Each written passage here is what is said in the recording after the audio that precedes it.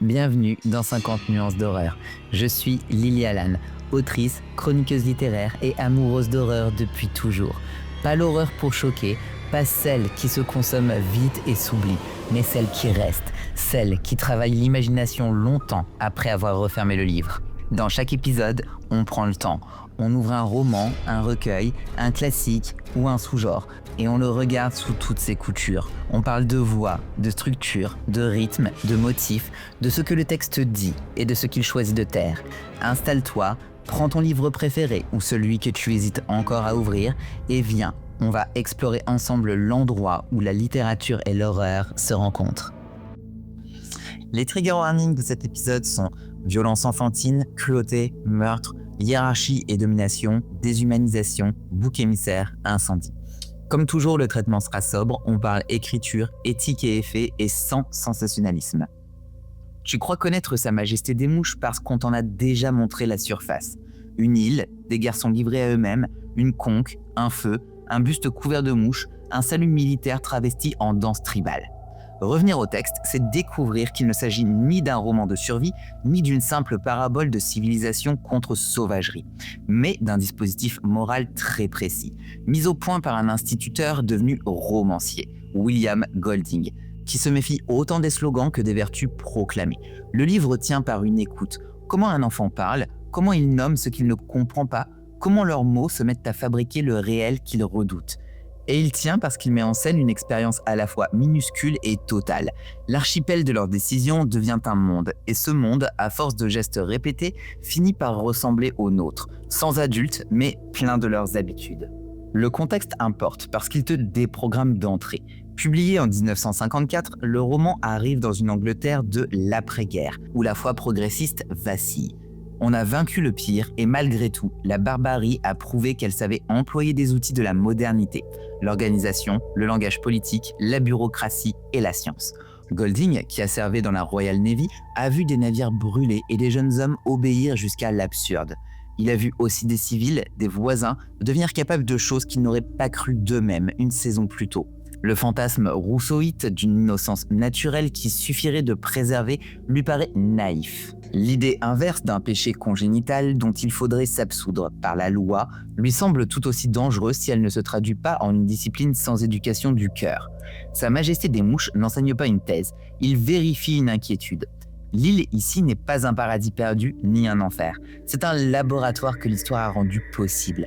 Un avion s'écrase, un groupe d'écoliers s'y échoue. Et où l'auteur va observer ce qui se construit quand on n'a plus les outils de la mémoire collective, seulement des restes d'école, des refrains et des peurs. Il faut dire un mot de la forme parce qu'elle conditionne tout. Golding n'impose pas une voix omnisciente qui sermonne. Il passe d'un point de vue à l'autre, très proche des perceptions, et donne à la narration un grain de réel. Des feuilles qui collent, la chaleur qui assourdit, le sel qui pique, le sable qui coupe, les bruits de la lisière qui deviennent langage avant d'être identifiés. La fameuse conque, signe d'organisation, n'est pas un emblème abstrait. Elle est lourde, nacrée, elle exige un geste pour être tenue. Et le fait même de parler avec n'est pas un droit métaphysique. C'est une position physique, une discipline de voix, un rond de silence tenu par le groupe. Au même titre, le feu n'est pas seulement Prométhée dans une île d'enfance. Il fume, il s'étouffe, il se déplace, il demande du bois, du souffle, de la vigilance, et quand il se déchaîne, il n'obéit plus à personne. Golding écrit la politique à hauteur d'épiderme. On se souvient des prénoms, peut-être mal, et c'est déjà un enseignement. Ralph, désigné chef parce qu'il a trouvé la conque et qu'il se tient droit. Piggy, qu'on n'appelle jamais par son prénom, dont les lunettes valent plus que sa voix. Jack, chef de chœur devenu chef de chasseur, que la musique d'autrefois a dressé au rythme et à l'alignement et qui transférera ses compétences au carnage. Simon, l'éclaireur mystique qui comprend sans réussir à parler pour les autres. Roger, dont l'obéissance silencieuse dérive en cruauté méthodique. Sam et Eric, fusionnés par les autres en Samnéric, signe d'une fraternité qui confine à l'effacement. Chacun de ces noms est un choix d'écriture. On voit très vite ce que le groupe autorise, ce qui l'écrase, ce qu'il attend d'une carrure, d'une myopie et d'une voix alto. Sa Majesté des Mouches est un roman sur la morphologie morale. L'apparence pèse, la compétence se voit quand elle passe par un outil, lunettes, conque, moins quand elle se déploie par la prudence et la mémoire. La mécanique dramatique n'est pas compliquée à résumer, mais l'important est ailleurs. Des garçons se rassemblent, ils se donnent un chef, une règle, parler avec la conque, une tâche, tenir un feu pour attirer un navire, une division des rôles, la construction et la chasse. Il y a déjà là toute une philosophie. Le salut vient de l'extérieur. La raison d'être du groupe est d'être vu. La tâche est ingrate et répétitive. Elle demande un temps qui ne donne pas d'image. La chasse, à l'inverse, promet un récit, du sang, un cri et un banquet. Elle donne à être ensemble dans un rythme, à cette alternative. Feu sans gloire contre danse qui assure. Le roman soumet ses personnages et ne les lâche plus. L'horreur ne surgit pas d'un monstre, mais d'une décision ordinaire reprise 1000 fois. Préférer ce qui donne une histoire à ce qui garantit une chance. Golding, là, est mordant. Il sait qu'un groupe s'entretient moins par ses institutions que par ses fêtes. Jack l'a compris. Ralph l'apprend trop tôt. Piggy, lui, n'entrera jamais dans la musique. Et c'est ce qui le condamne.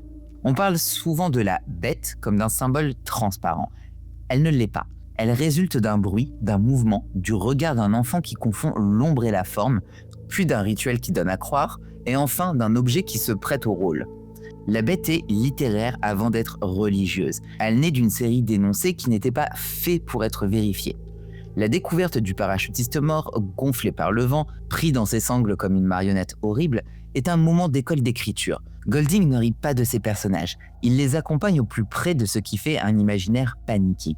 Et il déploie son ironie tragique quand, plus tard, le groupe danse, chasse un corps en croyant tuer l'impossible, et qu'il tue Simon, celui-là même qui venait livrer la vérité.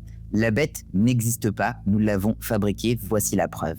La scène te reste au ventre parce qu'elle abolit en quelques lignes la frontière entre jubilation et homicide. La langue se simplifie, le verbe devient collectif, la pluie bat sous la peau, et l'éclair illustre plus qu'il n'explique. Ce n'est pas la nature qui approuve, c'est la mise en page du mythe qui se referme. On a dansé assez fort pour ne plus entendre. Simon mérite une halte. Il n'est pas un prophète en toge blanche. Il est un garçon pâle, sujet au malaise, qui s'éloigne pour respirer et qui, seul, parle à cette tête de truie fichée sur une pique. Le cadeau aux mouches, la part du butin sacrifiée à la peur. La scène n'est pas surnaturelle au sens d'une apparition qui viendrait de l'extérieur. Elle joue sur la plasticité d'un esprit qui, à force de solitude, donne une voix à ce qu'il sait déjà. Je suis la bête. Dit en substance la bête parce que je suis à l'intérieur.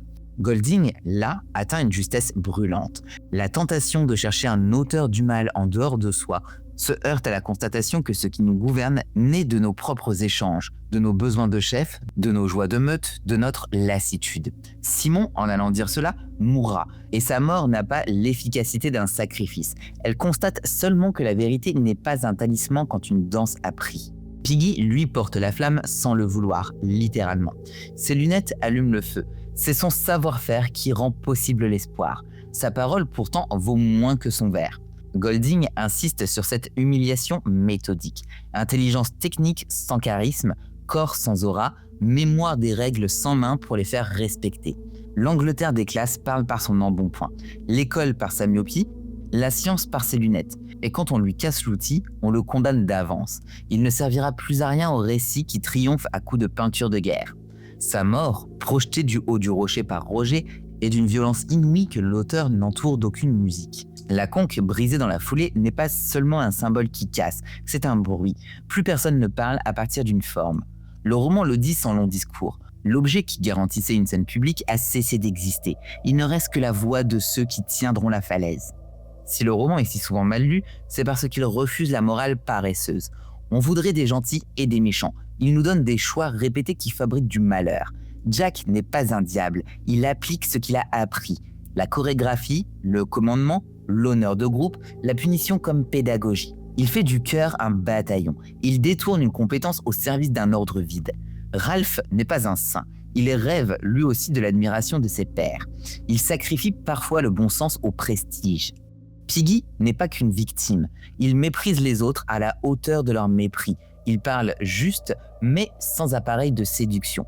Simon n'est pas qu'une lumière. Il se tait dans les moments où parler aurait peut-être empêché. Le roman tient parce que ses nuances ne sont pas lissées. Il nous met dans la position la plus inconfortable, celle de lecteurs qui doivent juger sans absolution possible ni démon. L'horreur ici n'a pas besoin d'un surnaturel, elle a besoin d'un groupe. On pourrait croire que Golding écrit contre l'enfance. c'est l'inverse. Il écrit contre l'idée romanesque d'une enfance pure qui contiendrait par nature la promesse d'un meilleur monde. L'enfant qu'il regarde est un humain en apprentissage. Et ce qu'il apprend, faute d'adulte, il l'apprend entre pairs, avec ce que l'école britannique lui a donné. Des chants, des hiérarchies, des récompenses, des punitions, l'obsession d'une position dans la file. Sa Majesté des Mouches n'accuse pas les garçons d'être des bourreaux en puissance. Il montre comment des routines de troupes peuvent devenir des violences à ciel ouvert quand personne ne porte la responsabilité de dire non. C'est une nuance capitale. La civilisation n'est pas un vernis trop mince. C'est une technique du temps long. Elle s'entretient, se transmet, se vérifie, s'enseigne, s'éprouve, et rien de cela ne tient tout seul sur une plage entourée d'océans. La langue de Golding est à la hauteur de la thèse. Claire, nerveuse, très physique. Il sait trouver l'adjectif qui ramène la politique au souffle, la métaphore qui montre sans plaquer un concept. Les longues descriptions des lisières, des entailles, des roches dentées ne sont pas de l'exotisme. Elles sont un climat qui use et qui exige. Les scènes de conseil sont écrites avec une intelligence du dialogue remarquable. Ceux qui parlent le plus ne décident pas forcément. Ceux qui décident n'entendent pas ce qui les contredit. La conque circule, mais la parole circule-t-elle ? Le roman te force à regarder la distance entre l'outil et son usage. On tient un vote, on l'applaudit, on le trahit à la première fin. Le feu fume parce qu'on s'est lassé. Les petits mangent, dorment, pleurent, jouent. Leur existence devient décor et prétexte. C'est peut-être le point le plus cruel du livre. L'enfance dépend toujours de l'attention des plus grands. Et quand cette attention se fatigue, le plus petit devient monnaie d'échange. Il y a dans cette observation une charge contre toute politique qui oublie les dépendances. Lire Sa Majesté des Mouches aujourd'hui, c'est aussi entendre le roman d'un monde saturé d'images où le feu est devenu nos timelines, où la conque ressemble à nos microphones et à nos plateformes. Le feu attire les bateaux si quelqu'un s'en occupe. La visibilité n'est pas un absolu, c'est un travail. La conque donne la parole à condition que ceux qui n'ont pas la voix attendue puissent s'exprimer sans ridicule organisé. Un dispositif n'est pas une garantie. La bête, enfin, dit quelque chose de nos circulations de rumeurs. On danse vite autour d'un récit mal vu. On s'excite, on frappe, et quand la preuve arrive, on a déjà fait mal. Les réseaux ont leur Roger. Quelqu'un qui se réjouit non de l'argument, mais du moment où la pierre bien jetée fait taire. Golding ne connaissait pas nos écrans, il connaissait nos mains. Les adaptations ont fixé des images. La peinture de guerre, le masque, la conque brisée, le visage tuméfié de Piggy, la chasse finale où Ralph devient gibier. Elles ont parfois accentué l'opposition civilisation/sauvagerie, jusqu'à l'allégorie lourde. Parfois, elles ont retrouvé la matière.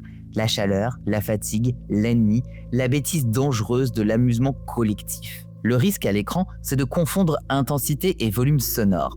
Le roman, lui, tient par une microphysique.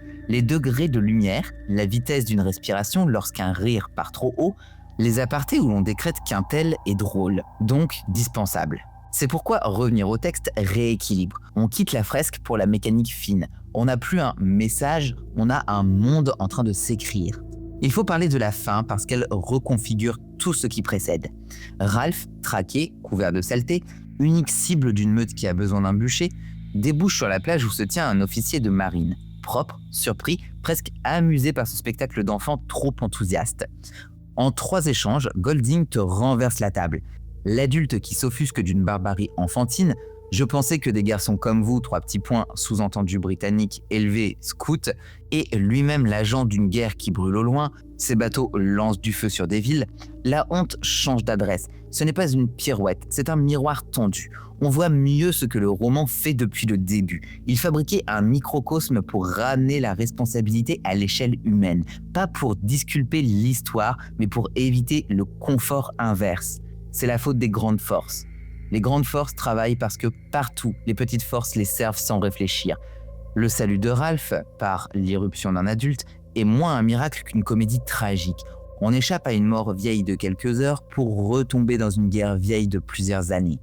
Le rire de l'officier, sa correction, son étonnement sont le coup de scalpel le plus froid du livre.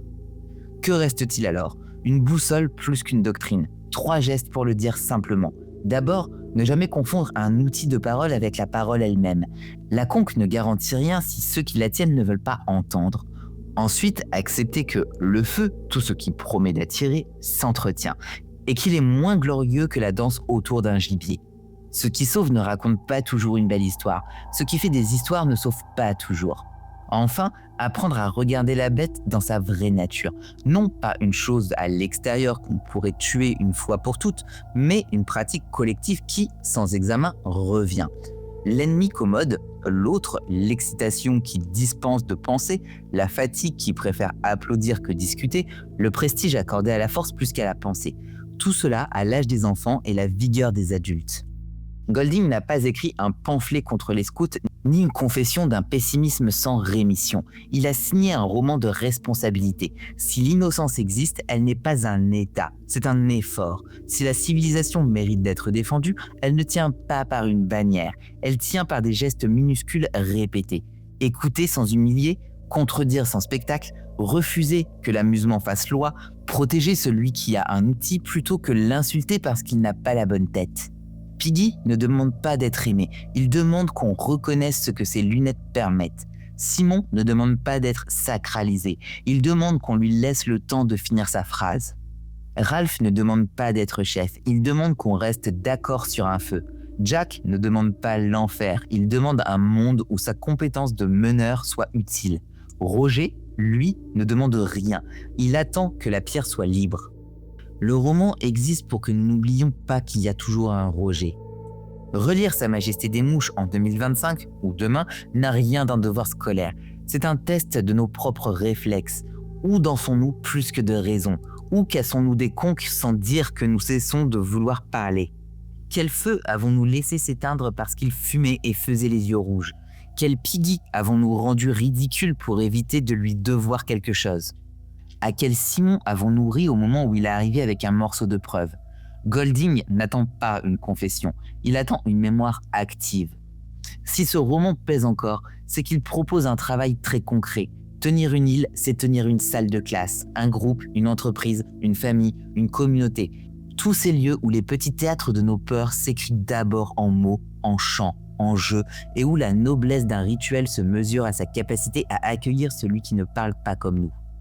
La littérature, disait-on, ne sauve personne. Elle peut pourtant empêcher que nous allions trop vite. Golding ne nous protège pas de la pierre. Il nous place assez près pour entendre le frottement d'une semelle avant qu'elle ne pousse. Il nous montre que nous avons tous une conque à portée de main, un cadre, une règle, un outil, et que nous aimons la casser quand elle rappelle notre obligation de penser. Il nous rappelle qu'un feu se tient même quand personne ne regarde, surtout quand personne ne regarde, car c'est là que passent les bateaux. Et il nous donne la scène finale pour ne plus jamais nous y tromper.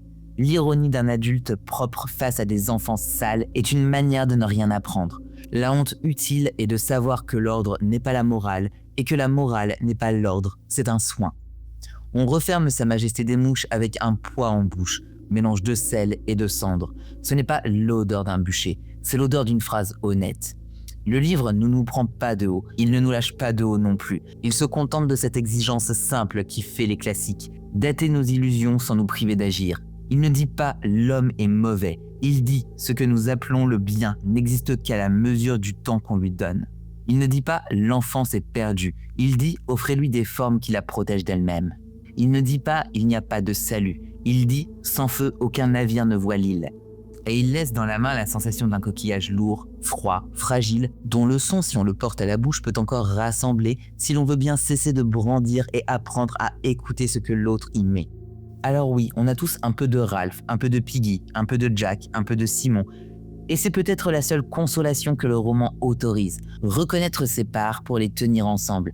Et quand la tentation reviendra, danser plus fort qu'on ne discute, crier plus haut qu'on argumente, humilier plus vite qu'on ne comprend, peut-être se souviendra-t-on de cette pierre qui n'attend qu'1 centimètre de plus pour aplatir. Il suffit parfois d'une conque qu'on n'éclate pas, d'un feu que l'on nourrit sans public, d'une phrase de Simon qu'on laisse finir. C'est petit, c'est immense, c'est l'échelle exacte de ce que la littérature sait encore faire. Déplacer, non pas des montagnes, mais nos mains au moment où elles s'apprêtent à pousser. Voilà pour cet épisode consacré à Sa Majesté des Mouches de Golding. N'hésite pas à me dire en commentaire ce que tu en as pensé et si jamais tu souhaites poursuivre le débat à mes côtés, je t'invite à me rejoindre à 50 nuances d'horreur sur Instagram. Je te dis à très vite pour de prochaines histoires qui font peur. Merci d'avoir écouté 50 nuances d'horreur. Si cet épisode t'a plu, pense à t'abonner, à laisser 5 étoiles et quelques mots. C'est le meilleur moyen pour que ce podcast trouve d'autres oreilles. Tu peux aussi me retrouver sur Instagram, 50 nuances d'horreur, pour prolonger la discussion, me partager tes lectures et me souffler la prochaine œuvre à disséquer. On se retrouve très vite pour un nouveau voyage au cœur des histoires qui marquent et qui mordent. En attendant, garde la porte ouverte, on ne sait jamais qui pourrait frapper.